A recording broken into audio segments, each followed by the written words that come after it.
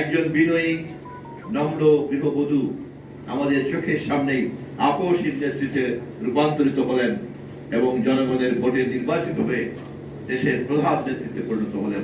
দেশের প্রথম প্রধানমন্ত্রী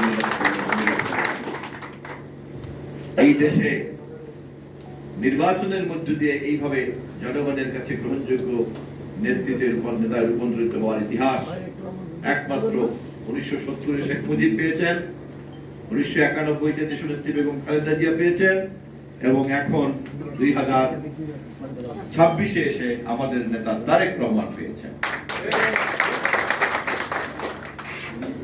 ইতিহাসে এভাবে জনগণের একটা স্বতঃস্ফূর্ত ম্যান্ডেট নিয়ে নেতা নির্বাচিত হওয়া, অতএব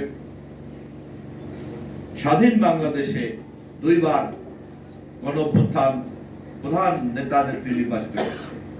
একবার করেছে 80-90 দশকে আমরা বেগম খালেদা জিয়াকে, আরেকবার করেছে 2024 জুলাই 26 নির্বাচিত তারেক রহমানকে। অতএব 80-90 দশকের আন্দোলন এবং 24 জুলাই আন্দোলন একই মুদ্রা, রিপিট আর রিপিট। বাংলাদেশের গণতান্ত্রিক আন্দোলনকে যদি কেউ লিখতে চায় অথবা পাঠ করতে চায় অথবা ব্যাখ্যা করতে চায়, তাকে সেই ইতিহাসে এক পাশে যেমন 24 অভ্যুত্থান, জুলাই অভ্যুত্থানকে বলতে হবে, তেমনি একই সাথে 90 দশকে বেগম খালেদা জিয়ার নেতৃত্বের গণঅভ্যুত্থানকেও বলতে হবে।